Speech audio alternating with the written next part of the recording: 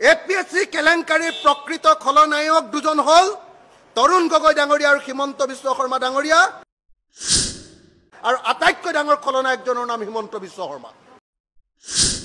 প্ৰত্যেকটো কেলেংকাৰীৰ ক্ষেত্ৰতে সেইটো লুই বাৰ্জাৰ হওক, সেইটো আপোনাৰ 1000 কোটি টকাৰ এনচি হিলছ কেলেংকাৰী হওক, সেইটো আপোনাৰ টাটা কেলেংকাৰী হওক, এই আপোনাৰ কংগ্ৰেছৰ মানুহজনক হত্যা কৰা কি নাম আছিলে শৰ্মা উজান বজাৰৰ সেই কেলেংকাৰী হওক বা মানুহৰ পৰা এক্সটৰ্শন কৰা প্ৰত্যেকটো কাগজ অসমৰ ৰাজনীতিত আগতে এতিয়ালৈকে প্ৰত্যেকটো কাগজ নাইকিয়া কৰি দিব পৰা যিজন মাফিয়া ৰাজনীতিক সেইজনৰ নামে হ'ল হিমন্ত বিশ্ব শৰ্মা আৰু সেই হিমন্ত বিশ্ব শৰ্মাই এই এপিএসসি কেলেংকাৰী আটাইতকৈ ডাঙৰ খলনায়ক।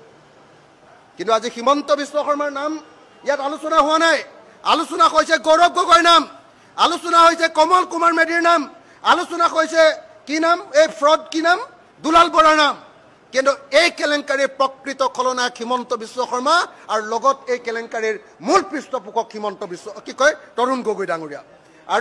আৰু দুজন মানুহ আছে, এজন হ'ল বৰাক উপত্যকাৰ মন্ত্ৰী গৌতম ৰয়, আৰু এজন মন্ত্ৰী আছে সেই মন্ত্ৰীজনৰ নাম নকওঁ, এতিয়াও ৰাজনীতিত সক্ৰিয়। আৰু এজন মন্ত্ৰীও এই কেলেংকাৰীৰ পৃষ্ঠপোষক আছিলে, মই নামটো ক'ব খোজা নাই। আপোনালোকে জানে, আপোনালোকে উলিয়াব নেকি তো হিমন্ত বিশ্ব শৰ্মাৰ নাম উলিয়াব? নুলিয়াই আপোনালোকে। মই জানো হিমন্ত বিশ্ব শৰ্মাৰ নামটো আজি আটাইতকৈ ডাঙৰকৈ মই চিঞৰি গৈছোঁ এজন বিধায়কে। এই কেলেংকাৰী আটাইতকৈ বেছিকৈ কষ্ট কৰা মানুহজন মই, জেলত গৈছোঁ মই। এই কেলেংকাৰীৰ তদন্তৰ পুৰা CBI তদন্ত আৰু গোটেই কেলেংকাৰীৰ তদন্ত কৰোৱাৰ ব্যৱস্থা কৰিছোঁ মই। আৰু এই কেলেংকাৰীৰ বিৰুদ্ধে আটাইতকৈ যুঁজা মানুহজনে কৈছোঁ যে এই কেলেংকাৰীৰ আটাইতকৈ ডাঙৰ খলনায়কজনৰ নাম হ'ল হিমন্ত বিশ্ব শৰ্মা। কিন্তু এইটো কাইলৈ নোলায়, এইটো আজি নোলায়, এইটো আপুনি দিয়াৰ ব্যৱস্থা গ্ৰহণ কৰক। মোক পইচা দিয়া বুলি ক'ৰবাত আছে নেকি, ক'ৰবাত আছে নেকি গোটেই প্ৰতিবেদন? মই সেইবিলাক ক'বলৈ নাযাওঁ, এতিয়া বেলেগ পাৰ্টিলৈ গুচি গ'ল।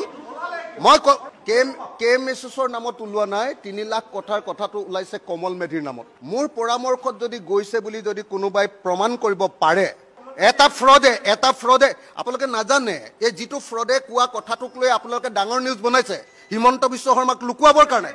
আপুনি শুনি লওক, আপুনি কথাটো শুনি লওক। আপোনালোকৰ এজেণ্ডাটো হ'ল নহয় জানো? আপোনাৰ কথা কৈছোঁ মই, আপোনাৰ এজেণ্ডাটো মোৰ নাম লোৱা নাই, মোৰ নাম ল'ব পৰা নাই পইচা লোৱা বুলি। মোৰ নাম অখিল গগৈ। মোৰ নাম কোনো কেলেংকাৰীৰ কোনো মানুহে অখিল গগৈক পইচা দিছে বুলি কোনো মানুহে ল'ব পৰাৰ সাহস অসমত জন্ম হোৱা নাই।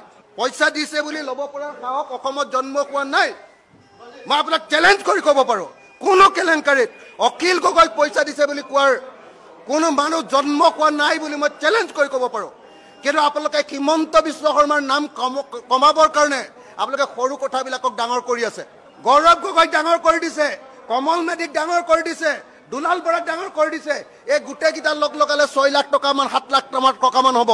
এপিএসসি কেলেংকাৰীটো কেইবা হাজাৰ কোটি টকাৰ কেলেংকাৰীয়ে নহয়, ই এটা অসম ধ্বংস কৰা ডাঙৰ অভিযান আছিলে, সেইটো লুকুৱাই ৰাখিছে।